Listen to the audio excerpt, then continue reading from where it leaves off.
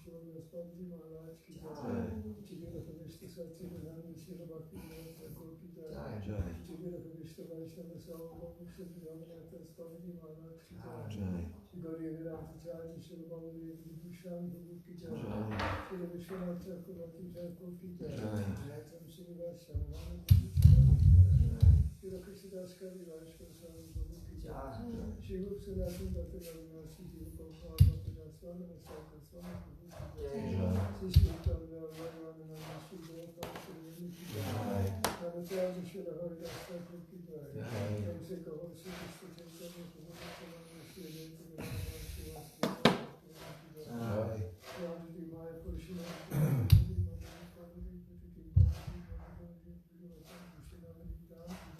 Jai. Shri Radha Krishna Gopa Gopita Govinda Radhasubhadana Krishna Jai.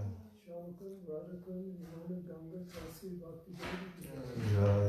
Masi ki jai. Jai. Shorade ki jai. Jai. Jagannath Baladev Subhadra Suri Samshakati ki jai. Jai. Shri Chetri ki jai. Jai. Sringa Bhagavan ki jai. Ram Shipanad Maharaj ki jai. Gandhara Srimad Bhagavatam ki jai. Vainam Sankirtan ki jai. Nanta Koti Vaishnava Vrinda ki jai. Bhagata Bhakta Vrinda ki jai. Nitai Gautam Hari Hari. We need that other mic. Is it focused okay? It is. So it's on? Yeah, it's already. Then it does that other mic.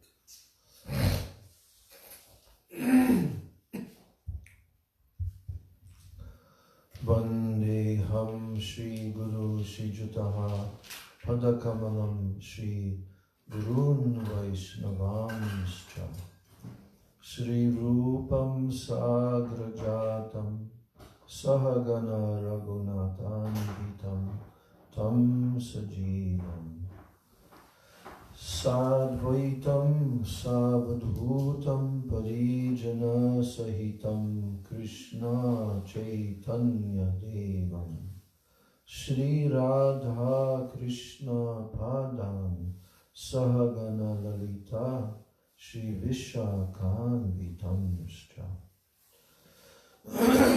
Om Ajnanati Mirandasya Jnananjana Shalakaya Chakshurun Militam Yena Tasmai Shri Gurave Namaha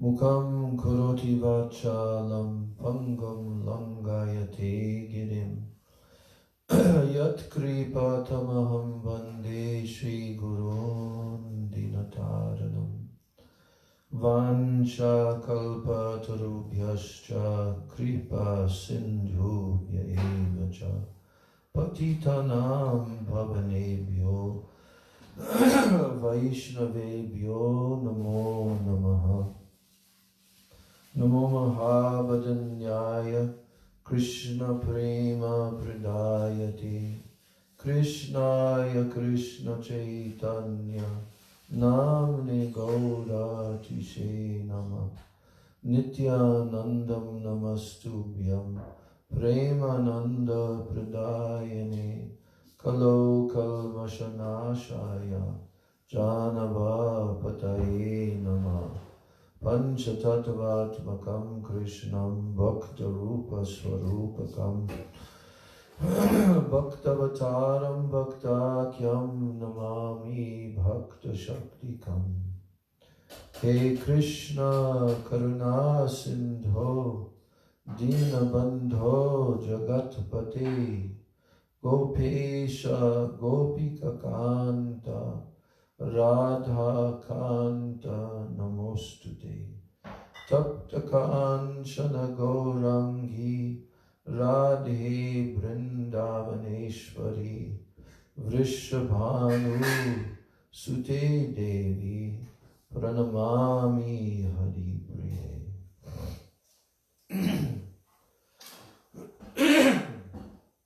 Brindai Tulsi Devbai Priyai Keshavasya Cha Krishna Bhakti Prade Devi Satyavachai Namo Namaha Shri Krishna Chaitanya Prabhu Nityananda Shri Advaita Gadadhar Shivasadi Gaur Bhakta Vrinda Hare Krishna Krishna Krishna Hare Hare Hare Rama Rama Rama Hare Hare Hare Krishna Krishna Krishna Hare Hare Hare Rama Rama Rama Hare Hare. First of all, I'm offering my unlimited Dandavat pranams and my Shraddha Pushpanjali at the lotus feet of my most worshipable beloved Gurudev, Nitya Lila Pravishta Om Vishnupad, Paramahansa Asto Tarasata, Sri Srila A.C. Bhakti Vedanta, Swami Maharaj, Srila Prabhupada. Then I'm offering my same unlimited Dandavat pranams and my Shraddha Pushpanjali at the lotus feet of my most worshipable beloved Siksha Gurudevs, Nitya Lila Pravishta, Om Vishnupad Paramahansa Astatarasata Sri Srila Bhakti Rakshak Sri Dhara Goswami Maharaj, and Nitya Lila Pravishta Om Vishnupad Paramahansa Astatarasata Sri Srila Bhakti Vedanta Narayan Goswami Maharaj. And I'm offering my Dandavat pranams to the lotus feet of all of my Sri Sri Rupa Nuga Guru Varga. And I'm offering my Dandavat pranams to all the Vaishnavas and to all the Vaishnavis.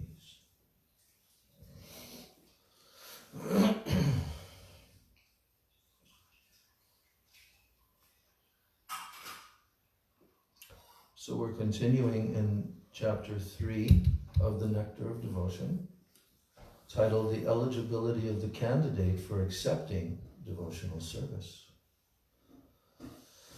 So, Srila Prabhupada is saying that it can be concluded that a person who is freed from the bodily concept of life is an eligible candidate for pure devotional service.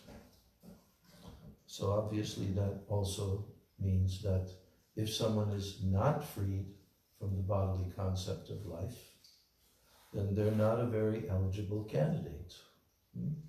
Right? That's the conclusion, he says, after the whole discussion about the 4 types of pious men and so forth. But really, a jnani, wise man of the 4, this wise man who seeks Krishna, he knows perfectly well that he is spirit soul, or Brahman, and that Krishna is the supreme spirit soul, or part of Brahman. I think we all fit into that category in the phase of our life in which we were introduced, because we were very keenly interested to know, isn't it, who we are? Yes.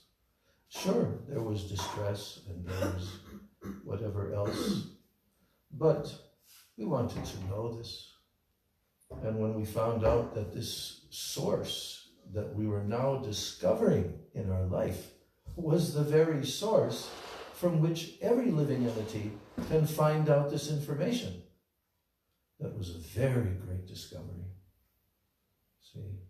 So, to some extent, we can say that we fit into that category. So, this wise man who seeks Krishna knows perfectly well that he is spirit soul, or Brahman, and he also knows that Krishna is the supreme spirit soul, or part of Brahman. Yes. We found that out. The wise man, the story of Chaitanya Mahaprabhu, and the man who was consulting an astrologer, and the astrologer told him that you have a very great fortune that has been left to you, treasure, right? So the astrologer explained to him where to dig. And also that he has to avoid digging in 3 directions, right? West, north, south. But if he digs to the eastern direction, his hands will immediately be able to touch the treasure. And what is that eastern direction digging? Bhakti. Yes, bhakti. So, this wise man, he knows that the spirit soul, being subordinate and finite, should always dovetail himself with the infinite and the supreme soul, Krishna. That is the relationship of the wise man with Krishna. So, then he says that it can be concluded that a person who is freed from the bodily concept of life is an eligible candidate for pure devotional service.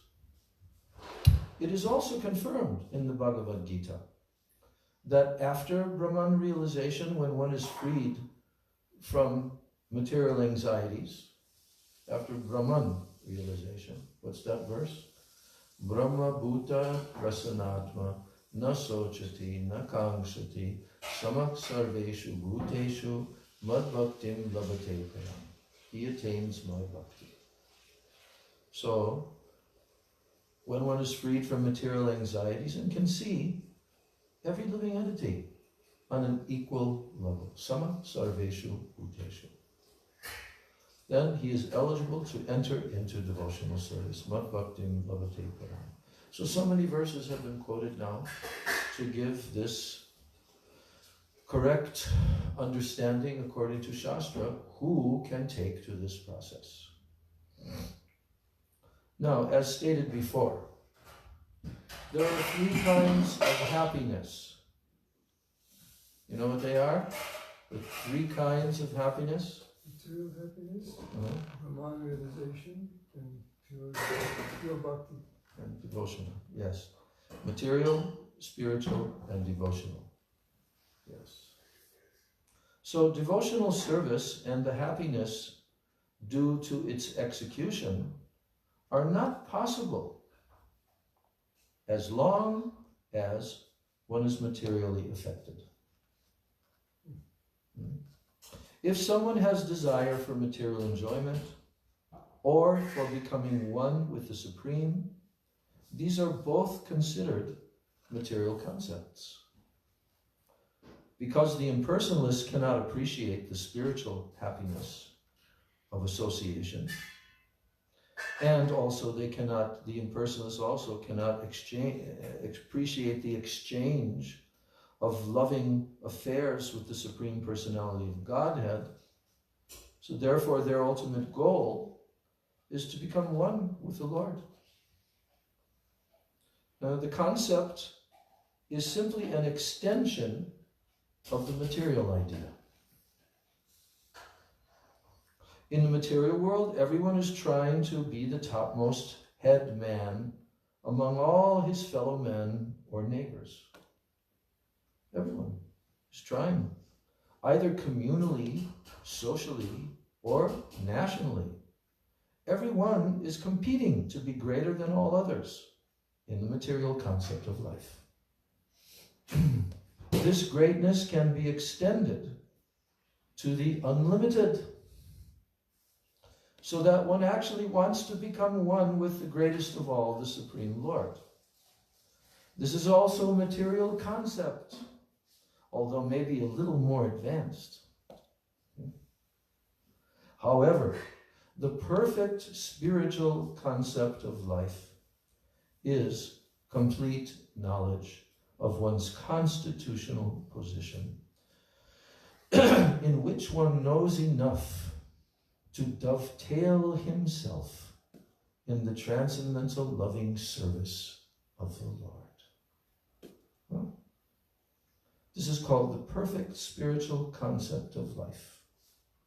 Means complete knowledge of one's constitutional position. Jivera Swarupahai Krishna Nityanas. And in that complete knowledge, one knows enough to dovetail himself in the transcendental loving service of the Lord. So dovetailing ourself. Dovetailing ourself. Usually we hear about dovetailing your desires. Or your activities. Yes. Or your activities. Karma yoga, jnana yoga, this dovetail, that dovetail. But here, one is dovetailing his own self in the transcendental loving service of the Lord. Now, one must know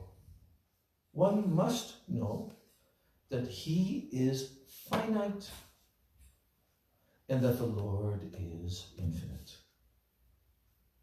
Thus, it is not possible to actually become one with the Lord, even if one aspires for this.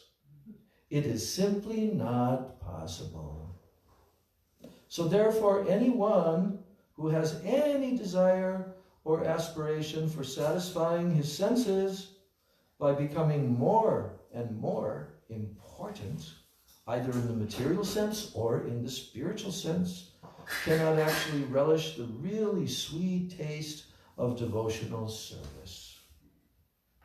Srila Rupa Goswami is therefore compared possessing these bhukti and mukti desires.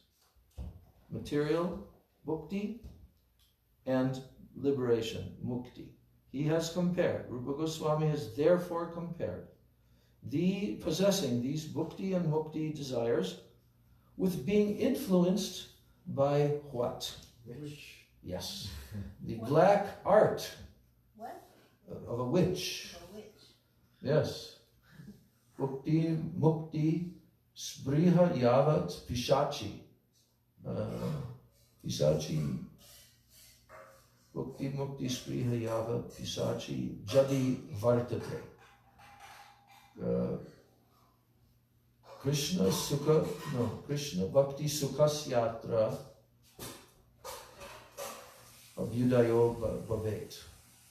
Means that the happiness of Krishna bhakti cannot happen in a person who is haunted by this witch of bhukti and mukti. And this is from Rupa Goswami himself. Yes. Because in both of these cases, bhukti and mukti, one is in trouble. You're in trouble. Both of these cases. Bhukti means material enjoyment, and mukti means to become freed from material anxiety and to become one with the Lord.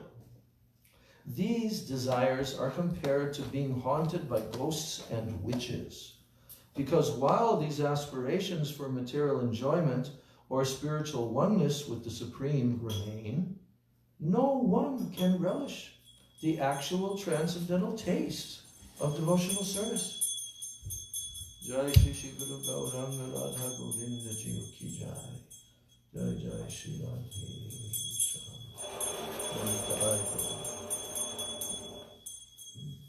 So that's pretty clear. Any comments? Any observations? Mm-hmm. So it is like a haunting, so it's like something from, even though it's oneself being subjected and even desiring, still it's like being haunted by something other.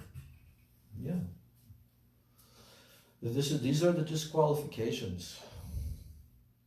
I remember reading in the teachings of Lord Chaitanya, where Srila Prabhupada is explaining about how Sri Chaitanya Mahaprabhu has actually descended from the highest position in the spiritual world to this world to give the highest connection with the Supreme Lord in praying, right?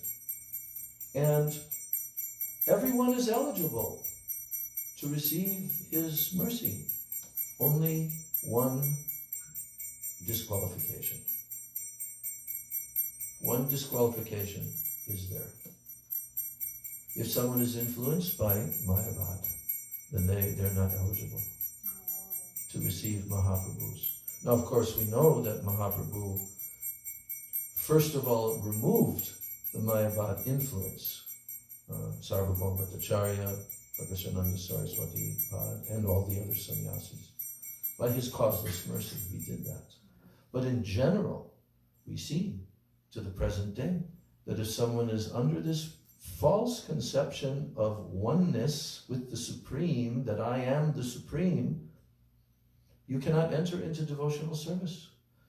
The sweet taste, he says, these desires, bhukti mukti, they're compared to being haunted by ghosts and witches, because while these aspirations for material enjoyment or spiritual oneness with the Supreme remain, no one can relish the actual transcendental taste of devotional service.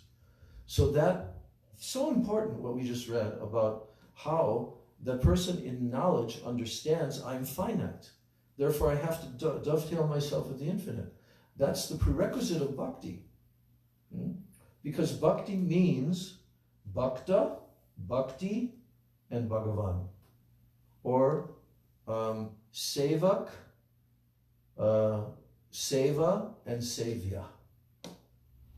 The servant, the process of service, and the served. That has to be there. So, the normal, natural condition of the jiva, as Mahaprabhu taught to Sanatana Goswami, is Jiver Swarupa Krishna Nityadas. We have the natural function to serve Krishna. But when it's perverted by these other influences, we become ineligible. I like this analogy about the haunting, because when someone has ghosts, then the thing to do is to chant mantras and to place oneself in a very auspicious environment, like hearing like auspicious mantras like Srimad Bhagavatam, Nectar Devotion, and chanting Hare Krishna, and being in a clean environment that's free from other ghosts, and cats and stuff. It is called the spell of mind. Yeah. Yes. Also, generally, it takes somebody else to free one from ghosts. You need someone who can draw out that living entity. Yes, I think we can consider that the pure Vaishnavas are the exorcists in this regard. Like Swarup Damodar. Yes, actually Swarup Damodar did that to the ghostly haunted person, remember? Who was the fisherman that brought Mahaprabhu in his boat, and he was mad. And then Swarup Damodar did what? Slapped him. He said some mantra, but it doesn't say which mantra. Yes. It says he said the That's mantra. right. He said some He mantras. slapped him. Yes. So your point? You made your point? Thanks, I have. Yeah. Okay. Now, a pure devotee never cares for liberation. That's a big one. That is a really big one. This is the real test of pure devotion. Real test. Pure devotee never cares for liberation. That's inconceivable to us. Lord Chaitanya Mahaprabhu prayed to Krishna, "My dear son of Nanda, I do not want any material happiness in the shape of many followers, nor immense opulence in wealth, nor any beautiful wife, nor do I want cessation from material existence. Nadanam, najanam, nasundarim, kavitam va jagadisha kamai, mama janmani janmanishvare, bhavatad bhaktir ahoituki tvai." Bhakti ahoituki. Unmotivated. So, he says, nor do I want cessation from material existence. I may take birth many times, one after another. But what I pray from you is that my devotion unto you may always remain unflinching. We'll have to come to that. That's the fourth shloka of Sikshastakam. What is that fourth shloka representing? Which stage in the advancement of bhakti? Nishta. No. Ruchi? Ruchi. Ruchi. Nishta is Trinadapi Sunichena. Oh. That's the beginning of Madhyam Adhikar.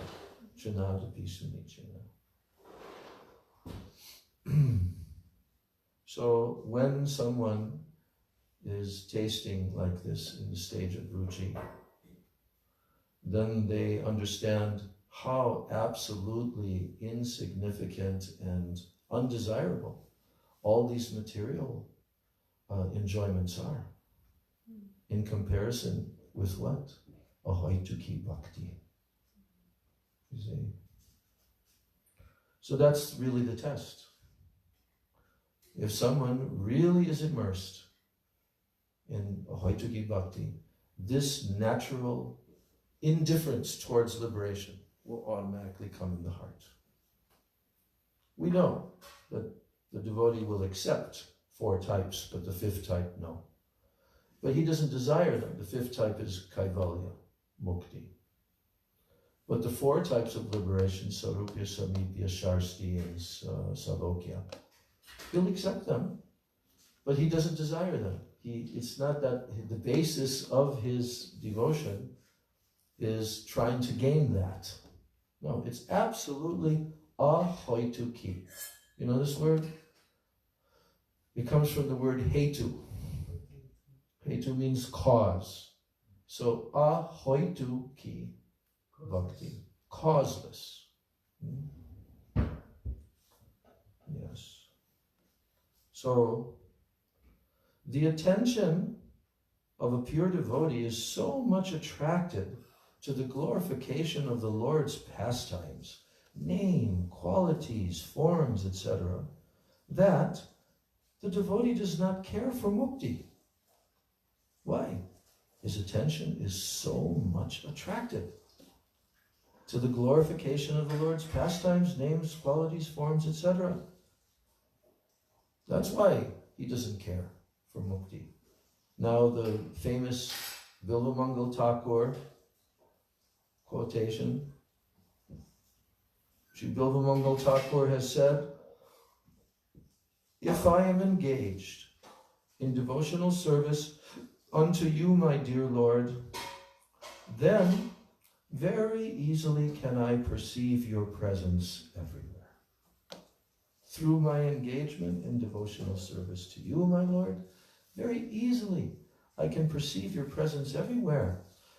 And as far as liberation is concerned, I think that liberation stands at my door with folded hands, waiting to serve me."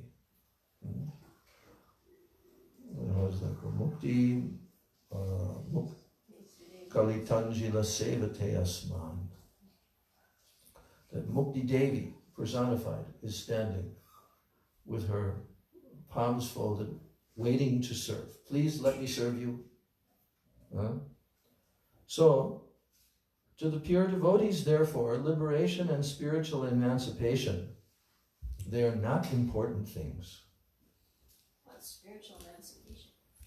Liberation, mukti, mukti. Emancipation means freedom. Freedom from Yes? material laws of nature. Yeah, it's a synonym. Liberation and spiritual emancipation. Not very important things. In this connection, in the 3rd canto of Srimad Bhagavatam,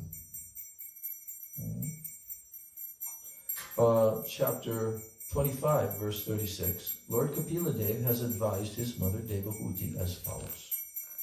"My dear mother, my pure devotees are charmed by seeing my different forms, the beauty of my face, the structure of my body, so enchanting.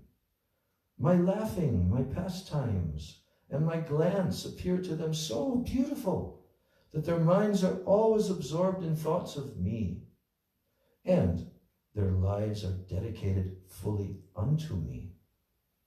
So although such people do not desire any kind of liberation or any kind of material happiness, still I give them a place among my associates in the Supreme Abode. That's confirmed. So this evidence from the Srimad Bhagavatam gives assurance to the pure devotee of being elevated to association with the Supreme Personality of Godhead. Srila Rupa Goswami remarks in this connection that one who is actually attracted by the beauty of the lotus feet of Krishna, of Sri Krishna, or to his service, and whose heart by such attraction is always full with transcendental bliss, he will naturally never aspire after the liberation which is so valuable to the impersonalists. Because it's all about tasting the attraction, ruchi. Then a similar passage is also there in the 3rd canto, 4th chapter, verse 15 of the same book, Srimad Bhagavatam, wherein Uddhava addresses Lord Krishna. That's 3rd canto. We were referring to that the other day. Pastimes in Vrindavan, when he meets Vidura. So, he says, Uddhava addresses Lord Krishna, and he says, "My dear Lord, for persons who are engaged in your transcendental loving service, there is nothing worth obtaining from religiousness, economic development, sense gratification, or liberation. Although happiness from these different sources can be very easily had by them. But in spite of such facilities, my dear Lord, I do not aspire to achieve any such results. My only prayer is that I may have unflinching faith and devotion unto your lotus feet." Uddhava is telling. This is the speciality of Srimad Bhagavatam, isn't it? Where the pure devotees and their moods are constantly being conveyed. Otherwise, without Srimad Bhagavatam, no one can know and feel these things, feel attraction to this. Then, a similar passage appears in the 3rd canto, 25th chapter, verse 34, wherein Kapila Dev instructs his mother, and he says, "My dear mother, devotees whose hearts are always filled in the service of my lotus feet, and who are prepared to do anything for my satisfaction, especially those fortunate devotees who assemble together to understand my qualities, pastimes, and form, and who thus glorify me congregationally, and they derive transcendental pleasure therefrom, they never desire to become one with me. And what to speak of becoming one with me, if they are offered a post like mine in my abode, or opulence like mine, or even personal association with me with similar bodily features, they refuse to accept, because they are satisfied simply by being engaged in my devotional service." So, Lord Kapila Dev, he has confirmed this in the 3rd canto, that the pure devotees, they are fully satisfied. Even if they are offered this, they refuse to accept it, he says. But of course, Krishna forces the pure devotees and brings them there. But they never want to have anything in exchange. We were reading recently about Kolavecha Sridhar, yes? And when Kolavecha Sridhar, during the Mahaprakash Leela of Mahaprabhu, was called by him, and he wanted to give his benediction to Kolavecha Sridhar, right? And what did Kolavecha Sridhar tell to the Lord? just to have these similar exchanges with you. Yes. And there's one other thing I can remember. Yeah. To always be dealing with you like we're dealing. Yes. That's all. Mahaprabhu used to steal his banana cups. Yes. And Quarrel with him. yeah. Pushing and pulling. Haggle over prices. Yes. He never paid for anything, he just paid for Yes. And on the last day in Navadvip, before taking sannyas, he went to Kolavecha Sridhar and he was offered by him a gourd, Loki. Loki, yeah. Yeah. And then he brought that home, gave it to Mother Sachi, and told her to make one of his favorite preparations. Radha Govinda Ki Jai. Yeah. Which was mixed with milk and sugar and yeah. That was the last night before he took some. Mm-hmm. So this is now where we've come to the end of this chapter. This is the last paragraph. In the Srimad Bhagavatam 4th canto, 9th chapter, verse 10, King Dhruva, he says, "My dear Lord, the transcendental pleasure derived by meditation upon your lotus feet, which is enjoyed by the pure devotees, cannot be approached by the transcendental pleasure derived by the impersonalist through self-realization. So, how can the fruitive workers, who at most can aspire to promotion to the higher heavenly planets, how can they understand you? And how can they be described as enjoying a happiness similar to the devotee's happiness?" So in one verse, put it all into perspective, Dhruva Maharaj.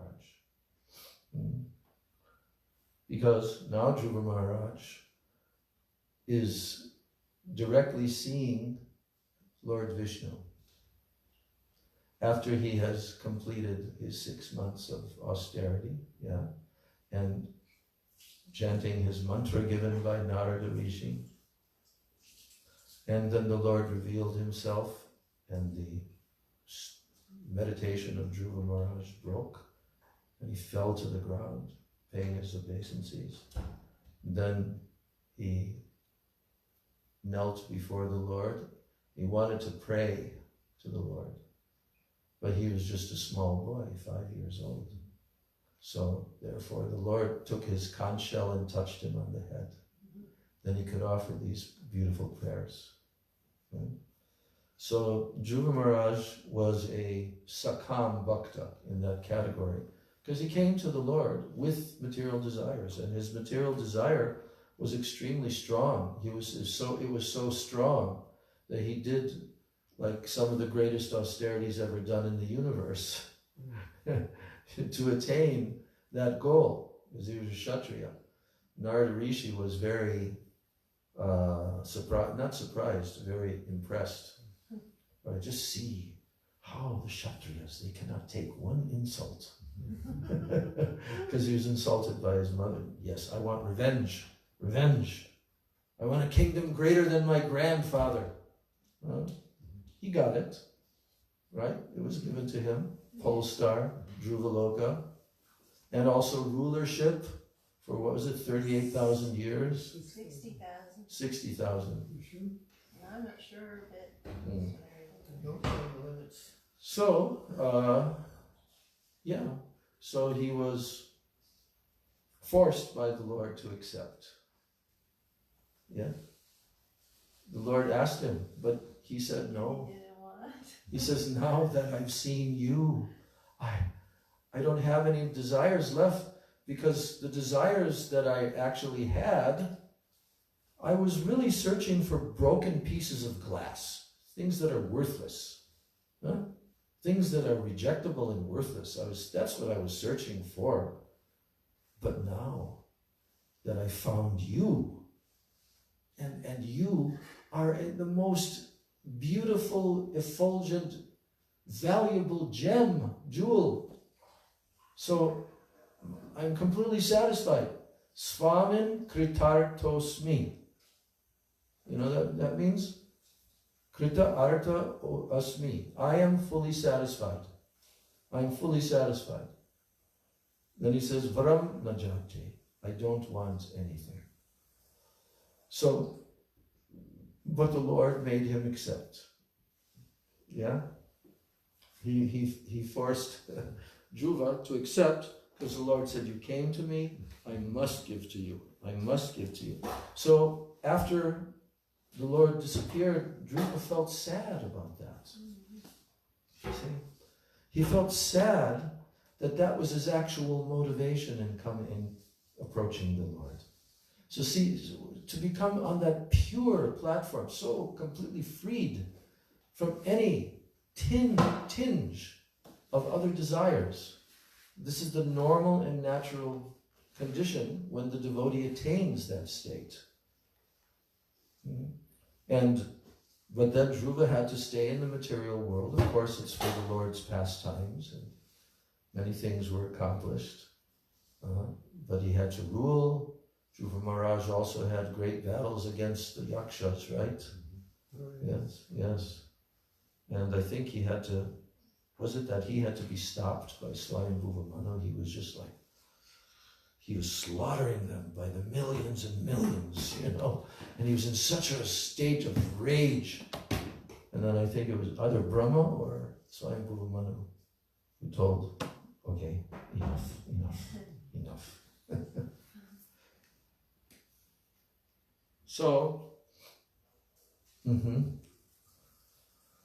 So how can so Dhruva Maharaj is saying that, my dear Lord, the transcendental pleasure derived by meditation upon your lotus feet, which is enjoyed by the pure devotees, that pleasure enjoyed by the pure devotees cannot be approached by the transcendental pleasure which is derived by the impersonalists through their self-realization. They have no ability to approach the pleasure of meditation on your lotus feet. So what to speak of, huh? So how can the fruitive workers, ordinary karmis, who at most they can aspire to promotion to the higher planets, heavenly planets, how can they understand you? Huh? And how can they be described as enjoying a happiness similar to the devotee's happiness? Never. Can never be. So in this way, the eligibility of the candidate for accepting devotional service is explained in the 3rd chapter.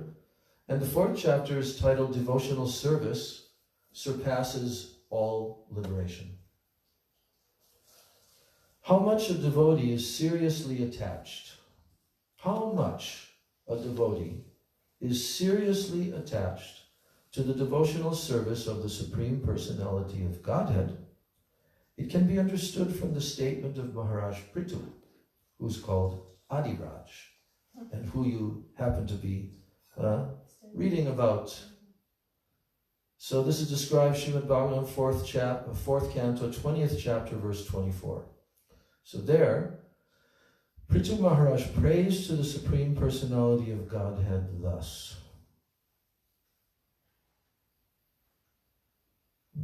Yes. My dear Lord, if after taking liberation, I have no chance of hearing the glories of your Lordship, the glories chanted by pure devotees from the core of their hearts in praise of your lotus feet, and if I have no chance for this honey of transcendental bliss, then I shall never ask for liberation or this so-called spiritual emancipation. I shall simply always pray unto your Lordship that you may give me millions of tongues and millions of ears so that I can constantly chant and hear of your transcendental glories. You'll just see, even Prithu Maharaj, Shaktavesh Avatar, is praying to the Lord that I want only this happiness. Just like Rupa Goswami's, how can we not think of Rupa Goswami's verse? Tunde tundavani ratam vitanute tundavali labdai, which he recited He had written that in the beginning of his dramas. And in Jagannath Puri, one day Mahaprabhu came, and Ramananda Roy, sort of Damodar, and other associates came there along with Mahaprabhu, and they requested Rupa Goswami to begin reciting some of his poetries, right? Yes. And when he recited that poem, about how I want millions of tongues, millions of ears, right? Then Ramananda Roy was so impressed. And I forget his comment. It was something like, the heart becomes completely captured and the head begins to spin. Something like that. He was glorifying the poetry of Rupa Goswami. The pure essence, because what Rupa Goswami is describing in that verse is what? No.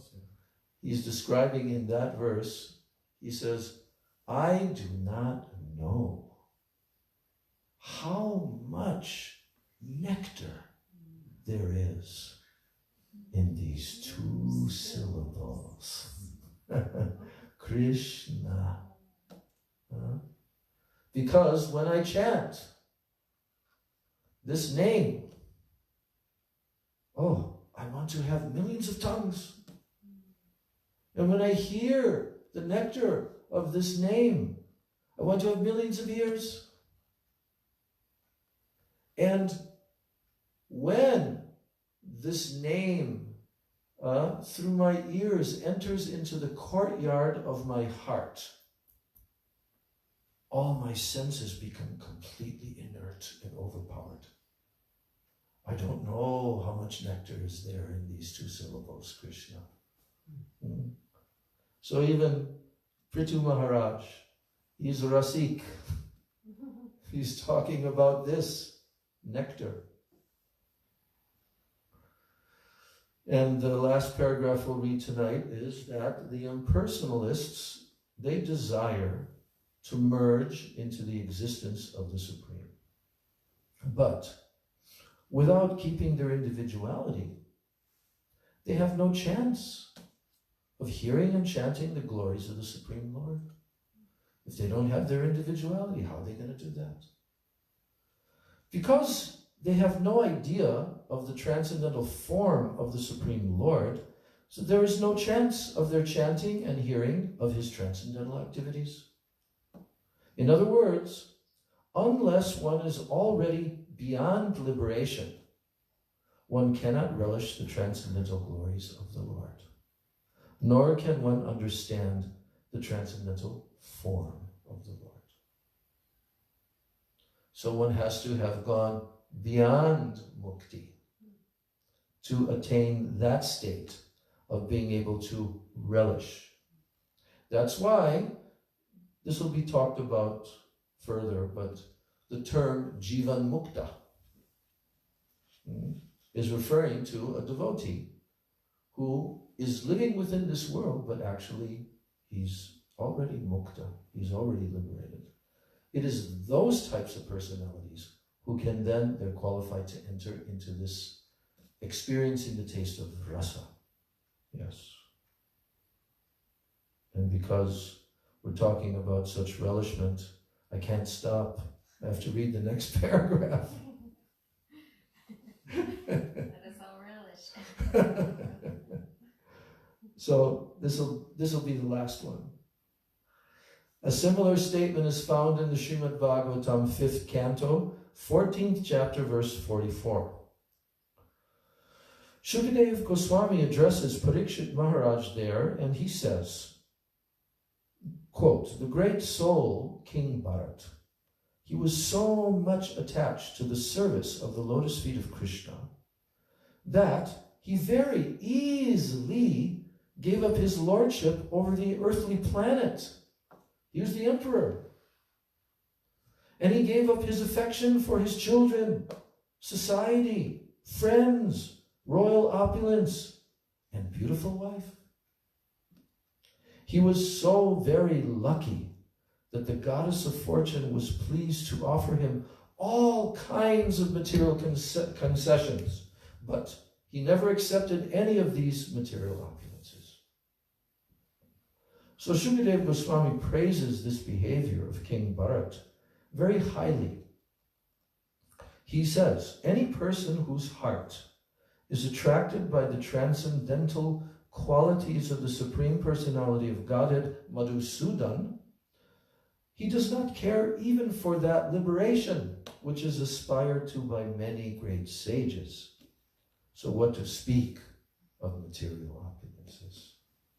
So Rupa Goswami in this chapter, he's describing how devotional service, pure devotional service, bhakti, surpasses all liberation. That's the topic of this chapter, which we'll continue tomorrow. Yeah? Very nice how Prabhupada makes everything very concise. Tomorrow we'll hear about Vritrasura and his prayers. Gaur Premanandi. Jai Shri Nectar of Devotion Ki Jai, Srila Prabhupada Ki Jai, Srila Rupa Goswami Pada Ki Jai, Bhakti Rasamrita Sindhu Ki Jai, Vanchana Kalpatarubhascha Kripa Sindhu Vivacha, Patitanam Bhavanebhyo Vaishnava